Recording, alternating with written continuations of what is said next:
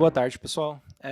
Meu nome é Gabriel Tossato, eu atuo no time de alocação e fundos da Ágora. Tá? Então, na Ágora a gente lida bastante com tese de investimentos nessa área, construção de portfólio e também seleção de fundos de investimentos. Né? Essencialmente é essa minha atividade ali na corretora. O tema de hoje é para falar um pouco mais sobre ouro, e eu já vou passar aqui porque são alguns tópicos, né, sobre ouro como investimentos que eu planejei trazer aqui para vocês. Eventualmente, vocês têm alguma dúvida que não é o que está programado, ou alguma questão que quer levantar, quer adicionar alguma coisa, fazer um questionamento, podem ficar à vontade, tá? Levantem a mão, falem, tá sossegado aqui para a gente bater um papo. Então, assim, alguns pontos aqui que eu acho que é relevante para a gente falar de ouro, né? História e relevância do ouro, ouro no contexto brasileiro, vantagens do ouro e acesso como investimentos, e aí aqui tem algumas coisas meio indicativas aqui também para falar de coisas análogas a ouro, tem aqui mais como imagem, né? Acho que aqui, né, primeiro ponto é a gente ter um olhar histórico sobre ouro. A gente está falando de ouro com o objetivo de investir, né? Então você não está buscando ouro, por exemplo, para algum fim de commodity, aqui acho que é o intuito. Você não está buscando ouro para utilização na indústria, para tecnologia, para química e nem para, vamos dizer assim, para arte ou para joia, né? É um objetivo específico para investimento. Hoje, se a gente pegar, boa parte da demanda para o ouro, ele ainda é voltado para esses fins de commodity que eu citei agora. Né? Então, boa parte da demanda para o ouro ela ainda é voltado para outros assuntos que não de investimento, e isso, claro, contribui aqui com o valor dele, né, enquanto demanda. Mas, olhando aqui como investimento, e principalmente como um investimento monetário, né, é legal a gente começar com um olhar histórico. Então, assim, a história do dinheiro ela se confunde com a história do ouro. Né? A gente pegar aqui, olhar a história das moedas no geral. O ouro ele foi a própria moeda, ou as moedas foram lastreadas em ouro durante a maior parte da história. Né? Então, essa relação próxima ela tem desde civilizações antigas, né? Então, por conta do caráter simbólico do ouro, então simbolizando poder, eternidade, uma certa durabilidade do ouro, né, como propriedade natural, e ele tem uma utilização ali já monetária em civilizações antigas, como no caso do Egito.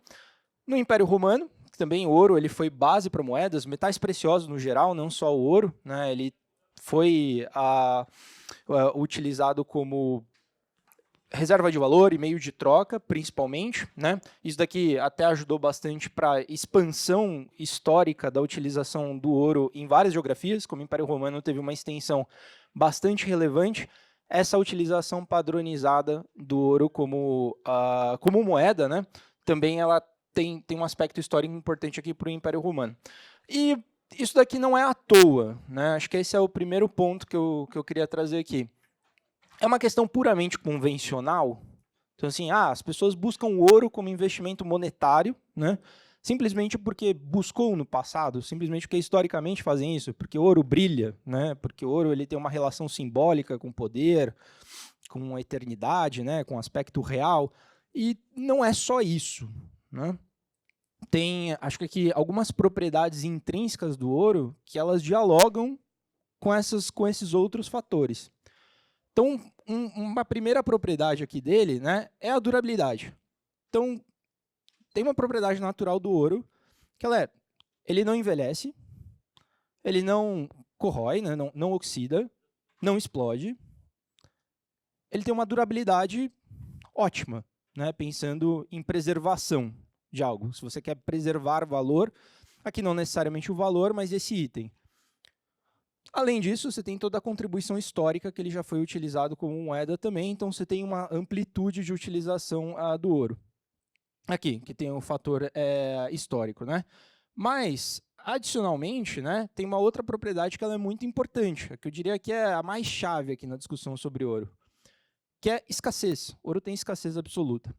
Então, ouro, diferente, por exemplo, de moedas fiduciárias atuais, você tem uma oferta restrita, que ela cresce em torno de 1,5% ao ano.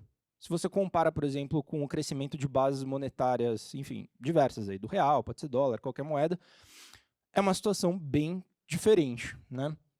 Então, a escassez, você pensar, eu preciso de algo que é para ele reservar valor no longo prazo, que ele é escasso, eu não consigo aumentar a oferta dele, o ouro ele é ótimo, né? Então, assim, ele é algo que você tem uma quantidade acima do solo que ela é baixa, tem algumas estimativas, né? Tem estimativa que fala, são 22, um cubo de 22 metros a aresta, você junta, você colocar todo o ouro puro, né? Dá ali o tamanho próximo ali de uma piscina, você fala o ouro que fica sobre terra, né? Então, uma quantidade restrita, e a oferta dele, do jeito que ele aumenta, é muito pouco ao ano. E esse aqui é um principal fator-chave, né, dessa escassez. Hoje tem outros ativos, né, tem outros itens que também procuram ter essa escassez para ter essa propriedade de reserva de valor. Vamos pegar, por exemplo, o caso do Bitcoin, né, especificamente o Bitcoin, nem criptomoedas no geral. Mas o dele, por conta da própria estrutura intrínseca do Bitcoin, ele também propõe uma escassez absoluta, né? Você não consegue aumentar a oferta dele e nem ela fica dependente de alguma entidade específica, como acontece com uma moeda fiduciária que fica na mão de um banco central, por exemplo. Então, essa aqui é uma propriedade bem importante para o ouro. Você fala assim, que valor tem o ouro? O que as pessoas estão demandando, né, quando estão comprando ouro? Escassez é um fator primordial. Outra coisa que a gente falou é durabilidade, né? Outro fator importante, isso daqui, para quem estuda a moeda, né, economia monetária no geral, algo importante é divisibilidade, né? É importante que você tenha algo que seja divisível, para você conseguir transacionar, dar mais liquidez. E ouro é divisível, né? Você consegue ter diferentes proporções de ouro para distribuir, para trocar, né, e para estocar. E por fim aqui ouro, ele é valorizado mundialmente, tem um teste de tempo que ele é muito importante, né? Ele passou por eras em termos de reconhecimento dessas outras propriedades aqui. Então, se você está buscando reserva de valor, você está buscando ouro como um ativo monetário, ele já tem, assim, isso já é muito amplo numa consciência global, né? Então, não é algo que precisa se provar frente aqui a outras possibilidades, tá? Bom, aqui, né, olhando também aqui um pouco mais do aspecto histórico, eu falei que moedas, no geral, elas tiveram ouro como lastro. Você tem um olhar histórico um pouquinho maior, esse é o padrão, né? Padrão ouro. Ou você está trocando diretamente ouro, ou a moeda que você está transacionando, ela é feita de um metal precioso, por exemplo, ouro, né? Ela é composta por aquilo, ou você troca, né? Você troca uma quantidade específica de moeda por uma quantidade fixada de ouro, né? A situação que a gente vive hoje, que é uma situação de moedas puramente fiduciárias e que não tem uma conversibilidade direta, é uma situação que, na verdade, é exceção do ponto de vista histórico, né? Então, essa exceção aqui conviveu durante alguns períodos, ficou mais especificamente forte no período das guerras, então na Primeira Guerra Mundial, Segunda Guerra Mundial. Para você não... Antes disso, né, na maior parte dos países, você tinha uma base de conversibilidade das moedas com ouro, né? Só que como você precisava de uma questão fiscal na guerra, que era aumento de gastos, precisaria ter aumento de impostos, isso é uma questão mais impopular. Então, com o intuito disso ser momentâneo, você tirou essa conversibilidade e deixou um sistema de moeda mais especificamente fiduciário, né, em que ele não era trocado por ouro. Passando o período ali de guerras, não exatamente conseguiu voltar a um sistema de conversibilidade, né, de ouro para as moedas nacionais, até que teve o famoso período ali, a reunião em Bretton Woods, né? Em Bretton Woods você tem um novo padrão de conversibilidade de ouro com dólar, né? Então, ali depois, no finalzinho do período da Segunda Guerra, várias nações, para fins de ter um sistema financeiro global mais estável, sem câmbio muito flutuante, estabeleceram que o dólar, uma quantidade específica de dólar, ele seria convertido em uma onça Troy de ouro, né? E aqui, novamente, a gente passou desde a década de 40 até 1971, com esse período que, novamente, a gente tinha uma moeda lastreada em ouro e as outras convertiam em dólar. E isso daqui impulsionou bastante o papel de dólar como a liquidez global, né? Depois de 1971, aconteceu aqui já o conhecido rompimento, né, da conversibilidade do dólar com o ouro, lá com o Nixon, e aí a gente vive desde lá praticamente, né, então com algumas mudanças, mas o regime que a gente vive hoje em que as moedas e a variação do ouro, elas têm caminhos separados, você não tem uma conversibilidade exata, tá? Mas meu ponto aqui histórico mais é isso, né, o ouro, ele funcionou como lastro, como uma por conta das propriedades naturais dele e da escassez absoluta, como sendo aquilo que você consegue reservar valor no longo prazo. E que, se a gente está discutindo hoje, por exemplo, o ouro, né, tem bastante gente, como tese de investimento atual, fala assim, por que o ouro está sendo tão demandado? Por que o ouro está subindo? No geral, o movimento de ouro ele tem bastante a ver com isso, com essa demanda por preservação de valor por conta das propriedades dele. Tá? E quando eu estou falando de ouro como ativo de investimento, é isso que basicamente explica o valor dele. Aqui tem um ponto aqui só que é de curiosidade, que é como o ouro é medido, né? Então, assim, a gente está muito acostumado a pensar em mensuração em gramas aqui, né? Então, você fala, qualquer coisa que você está pesando, né, tá mensurando em termos de massa, é gramas. E para ouro, o padrão internacional normalmente é onça Troy, né? Então, uma onça Troy, só para aqui situar, ela é aproximadamente 31,10 gramas, tá? Então é basicamente isso. A onça, isso aqui é onça, né? Geralmente é isso que você vê em imagens, assim, essa barrinha de ouro é o que o padrão internacional para onça. Onça aqui não tem nada a ver com animal, né? Da etimologia acho que mais próxima é porque vem de úncia, do latim, aí você tinha essa padronização que é unidade, né?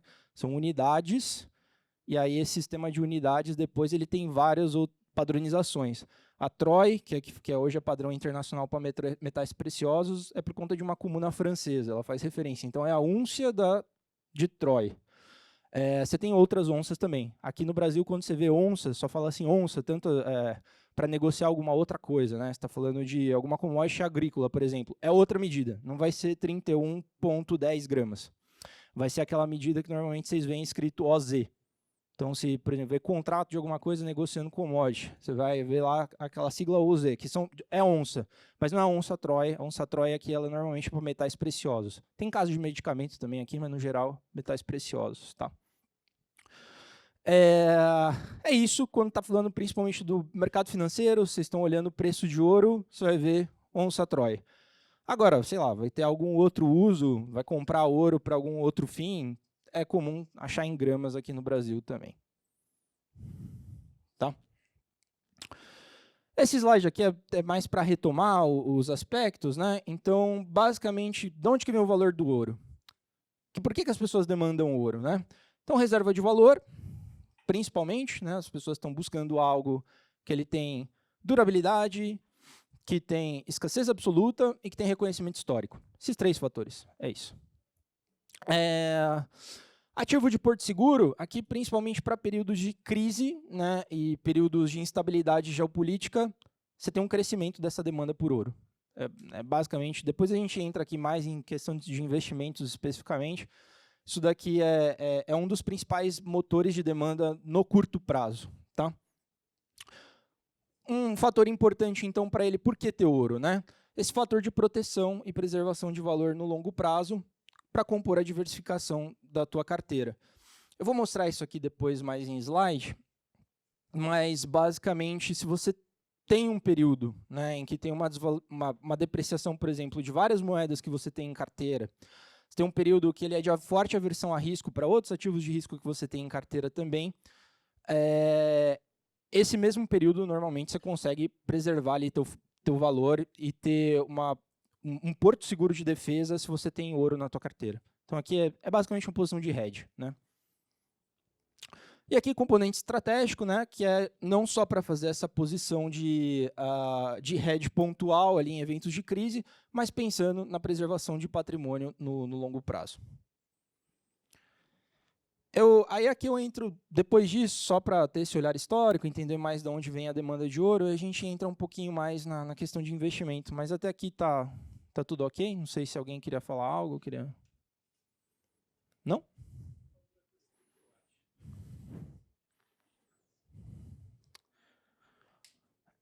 É que, sim, do quilate você está falando, né?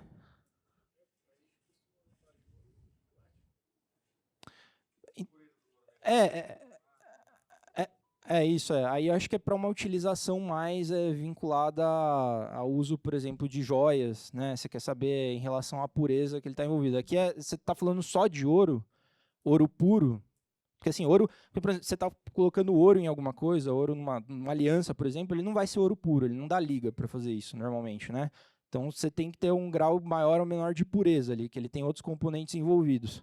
Aí entra nesse tipo de discussão. Mas aqui está assumindo a quantidade de gramas de ouro puro, né? Aí fica qual que é o padrão de mensuração dele, que não é grama normalmente. Esse que é o ponto.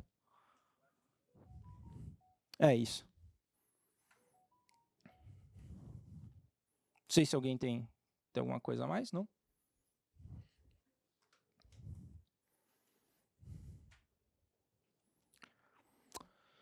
Bom, vamos lá falar um pouquinho mais aqui então de história recente, né?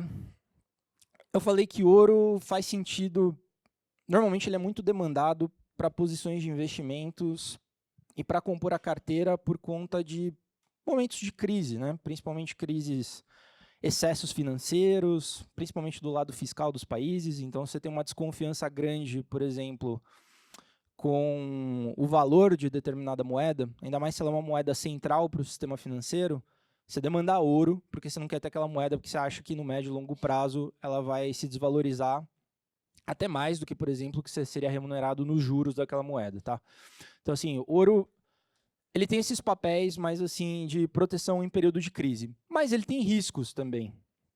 Riscos em que sentido? Você tem ouro na tua carteira, ele é um hedge, só que você comprou preço de ouro, por exemplo, depois de um período de forte valorização. Você pode ter uma correção depois, uma convergência média? Pode ter. Então, assim, você tem uma oscilação que ela é vigorosa aqui do preço do ouro. E tem alguns fatores explicativos, além de períodos de crise, que a gente falou, períodos especificamente de conflitos geopolíticos, que normalmente são conflitos que colocam um pouco de cheque, né, tanto do fator fiscal, fator em relação à ordem global. Tem outro fator aqui que é muito importante para entender o preço do ouro também, que é juros. Tá? Por quê? Porque ouro é um ativo monetário que ele tem zero de fluxo de caixa. Então, assim, ouro, você não está comprando ação de uma empresa, está investindo no negócio, ele não está te gerando dividendo nenhum lucro.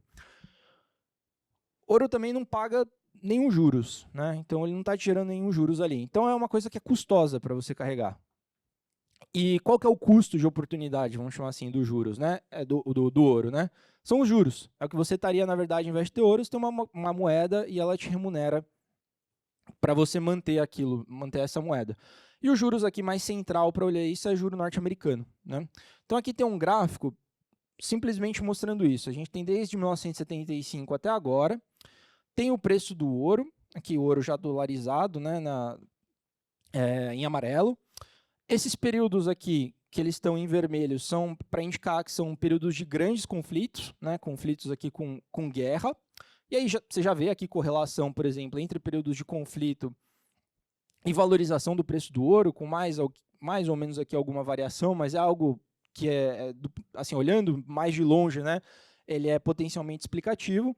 E aqui, nesse outro eixo, a gente tem a taxa real dos Estados Unidos de 10 anos. Só que ele está invertido, tá? Então, aqui é a taxa, aqui são taxas mais altas e aqui taxas menores. Está invertido justamente para ver, em vez deles se comportarem, os dois gráficos aqui, em vez deles se comportarem de maneira espelhada, para você ver uma correlação positiva entre os dois. Então, aqui dá para ver isso, né? Que em períodos que você tem uma taxa de juros fortemente negativa ou que ela é menor, é menos custoso, né? O custo de oportunidade do ouro ele fica menor, então ele é mais favorável. Em períodos que você tem, às vezes, choque de juros, ou que os juros ele fica mais elevado, tem variação, aumenta a expectativa de juros, isso aqui sensibiliza na curva, ouro ele fica... ele é um fator que penaliza, né, o valor do ouro. Então, isso aqui é mais para trazer dois fatores que, do ponto de vista explicativo, o preço do ouro são muito importantes, né? Taxa de juros e conflito. Tá? Então, se pegar agora, por exemplo, né, a gente teve um período, estava em torno de 2 anos, com um rally super favorável para ouro.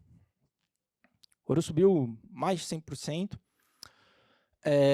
E aí chegou, agora logo no início da guerra do Irã, você teve uma correção bem relevante, né, do preço do ouro. O ouro ele caiu. Aí você fala assim, poxa, mas teve um conflito, o que aconteceu? Né? Não seria um fator que ele é explicativo para você ter ouro mais pujante naquele momento?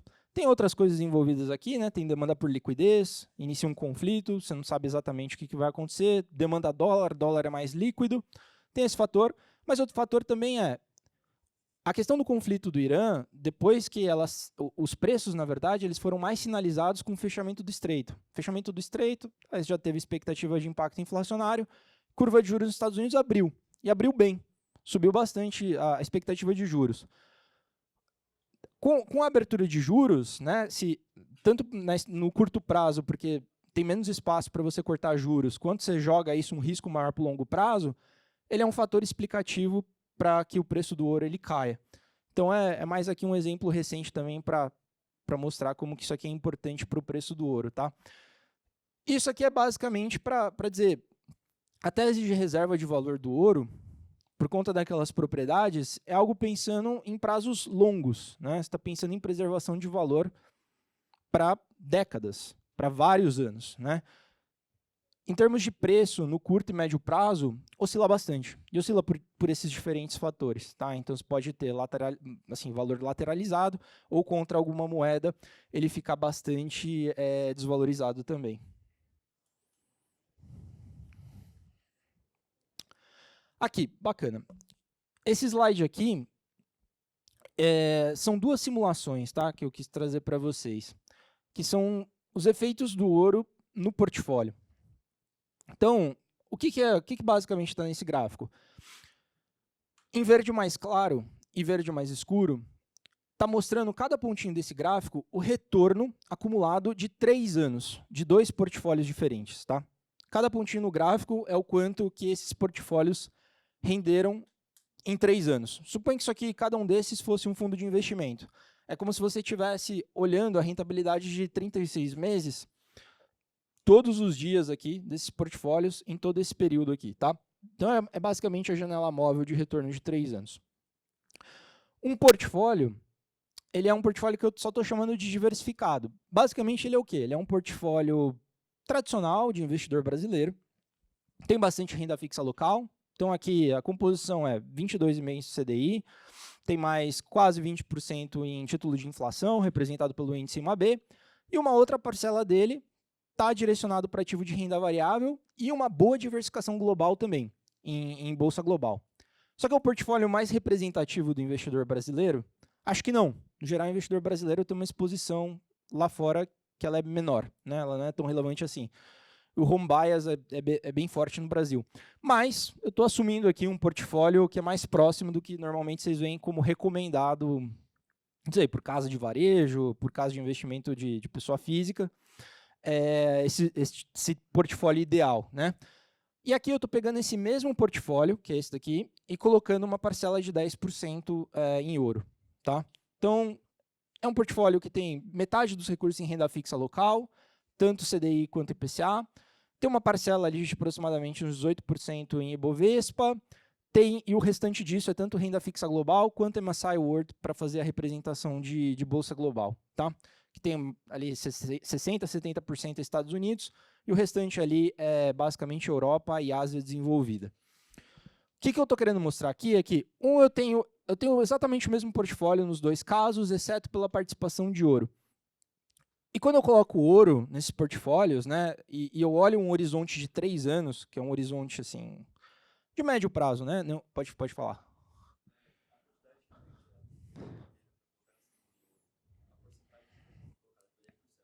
Foi 10%.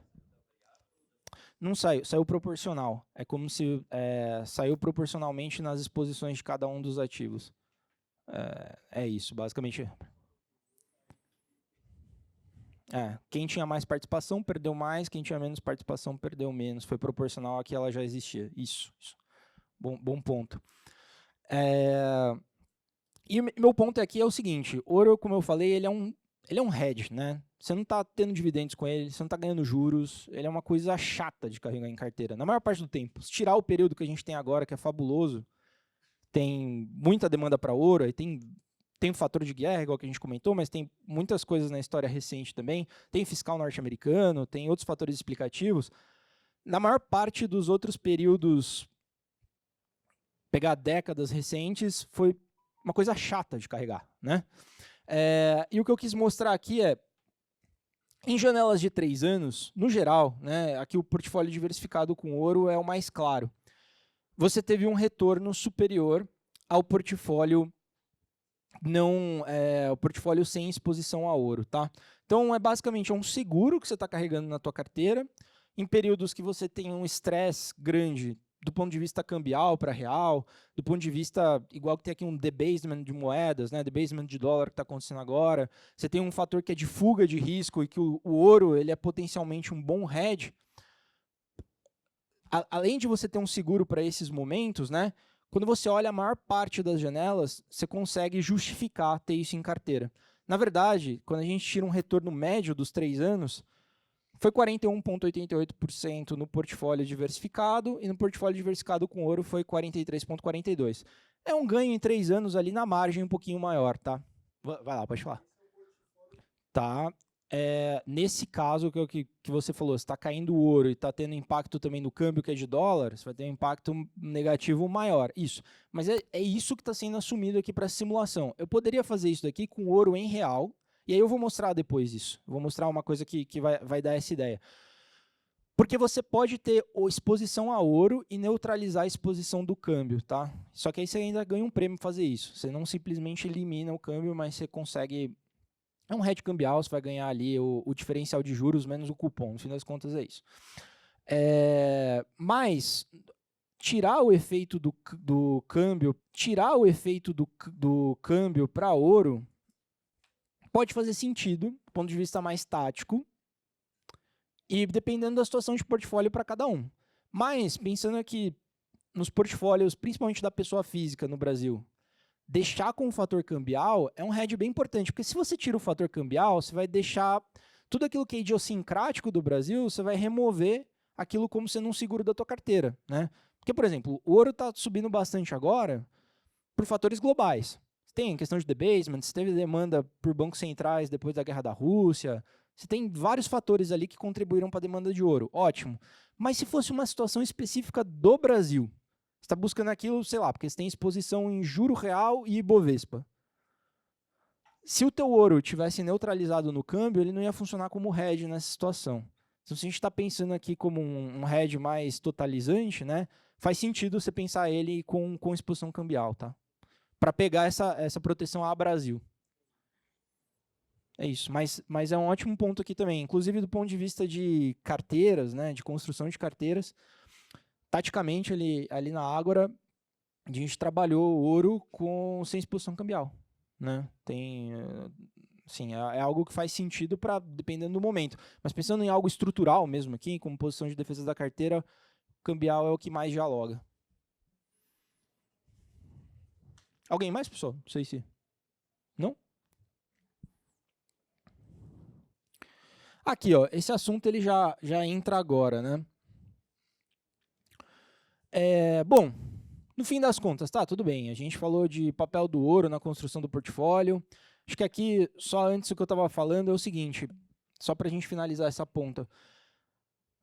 Tem um ganho aqui adicional na média de 1% para ter exposição a ouro. Você fala assim, 1% em 3 anos não é grande coisa. De fato, ele é uma exposição ali na margem. E dá para ver também que, assim, claro, eu estou tirando um retorno médio, mas graficamente você já consegue ver, né, que no período que ele foi... teve alguma janela que ele ficou pior do que o portfólio sem ouro, ele não é de uma grande magnitude essa diferença aqui também. Então, acho que é mais esse o recado. Mas o ponto é, traz uma eficiência que na média ela é favorável, traz um retorno que na margem ele é adicional, mas isso daqui está carregando um seguro na tua carteira, entendeu? Então, meu recado aqui é basicamente do ponto de vista de eficiência, em retorno e custos, é algo que faz sentido. Agora, acho que o ponto é, né? E como que eu me exponho a ouro? Como que eu faço essa exposição a ouro? Tem aqui, acho que a resposta mais óbvia, que é você comprar ouro e estocar, ter uma onça de ouro, enfim, comprar barra de ouro e guardar. Não sei se isso aqui faz muito sentido para o objetivo de investimento para muitas pessoas, né? Até porque isso pode ser arriscado do ponto de vista de defesa, né? Para guardar, conseguir armazenar ouro de maneira segura, o tipo de custo que você vai ter com isso pode ser mais elevado, às vezes, do que o patrimônio que você está querendo preservar. Mas olhando aqui para alternativas dentro do sistema financeiro, né, eu trouxe aqui só alguns exemplos. Acho que um exemplo bem clássico aqui é através de um fundo de investimento, né? Eu dei 2 exemplos aqui de fundos de investimentos que a gente distribui na Ágora. Esses fundos de investimentos eles são abertos, mas existem também fundos de investimento negociados em bolsa, tem ETF. Aí o risco fica, no caso, com o custodiante, né, desse ouro, ou se ele está operando contratos futuros ali com toda a cadeia que tá mediando até esse ativo. Aqui tem as 2 opções que eu até tinha comentado, tanto com exposição a ouro com variação cambial, que é basicamente ouro normal, você está pegando a variação do ouro que já é em dólar, né? E basicamente um instrumento que vai ficar passivo ao valor da onça Troy. Aí tem diferentes lugares para negociar isso, tem diferentes bolsas no mundo. Dependendo do produto que vocês estiverem olhando, ele pode ter uma variaçãozinha por conta disso, tá? Mas é isso, muito simples, assim, de maneira muito simples você investe em um fundo, o fundo ele busca replicar a exposição do ouro com variação cambial. E a outra possibilidade é um fundo de investimento que ele faz exposição com hedge cambial, que é aquilo que eu tinha comentado.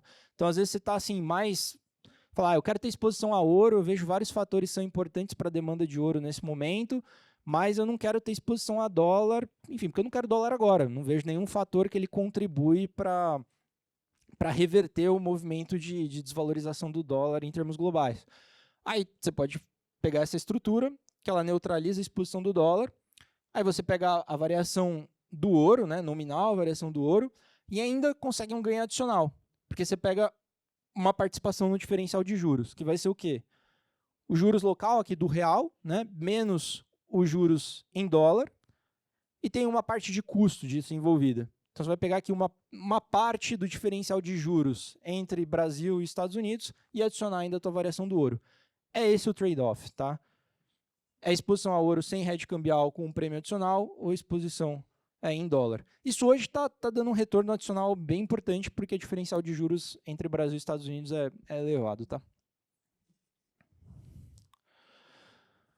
Aqui é mais o ponto para ver. Deixa eu ver se tem. Ah, não, esse aqui ele não saiu a luzinha, mas tá bom. Aqui é mais um olhar recente, né? Se pegar desde 2020, como que foi a performance dos 2 fundos comparados, com exposição cambial e sem exposição cambial. Nesse caso aqui, muito por conta dos períodos recentes também, ali do pós-2022, o sem exposição cambial e também foi um período de juro bastante elevado no Brasil, mas teve um retorno acumulado superior, que é isso que você tinha comentado.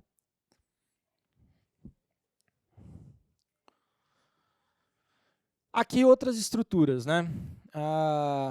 Pensando em acesso via mercado financeiro. Tem operações estruturadas, esse aqui é um exemplo de COI, né, de certificado de operação estruturada, que ele permite a exposição ao ouro, né? Na verdade ele fica vinculado a um ETF de ouro, vai pegar a variação do ouro, só que ele tem, no fim das contas, você faz isso para abrindo mão da liquidez, ele tem um prazo de 5 anos, só que aí você tem capital, assim, você consegue proteger seu capital, né? O valor nominal protegido. Por quê? Porque essa estrutura aqui ela é bidirecional, você ganha tanto na alta quanto na baixa do ouro, tá? Então, é uma estrutura que você acompanha a variação do ouro até 120%, se o ouro valorizar mais 120%, você pega essa alta. Se o ouro ele tiver queda em reais, né, você ganha também com a queda. Então, é uma estrutura bidirecional, basicamente. É uma forma de você deixar... É um pouco mais sofisticado em termos de estratégia, tá? Isso aqui é ideal para quem? Fala, eu quero ter exposição a ouro, ouro em termos nominais, mas eu acho que o ouro subiu bastante. Então, se ele subir mais, tudo bem. Eu não acho que ele não tem espaço para ser mais 120% no médio prazo, mas se ele tiver uma queda também, a gente tiver uma reversão de tendência do que teve até agora, eu quero ganhar com a queda. Aí isso é possível com esse tipo de estrutura. Outra possibilidade, né?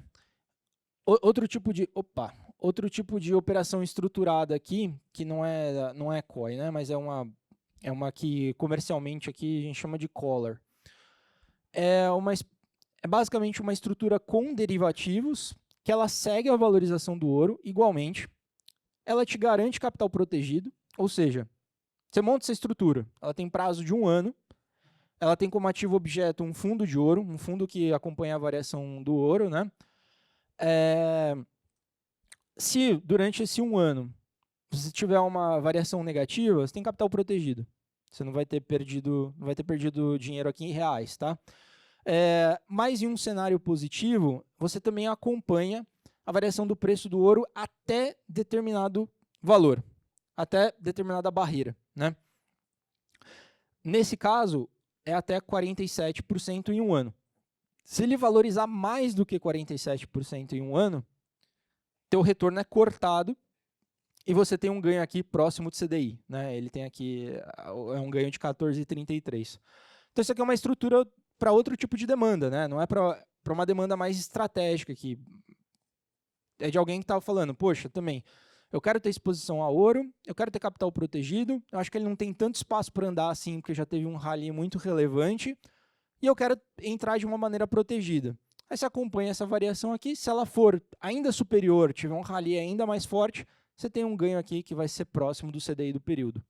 Então aqui são mais estruturas, como que você pode se posicionar com esse tipo de ativo, mas de maneira mais protegida ou com certa taticidade, entendeu? Em vez de só ficar ali acompanhando a variação do ouro. Tem outras possibilidades aqui também, né, pessoal? Vou só encaminhando aqui para o fim.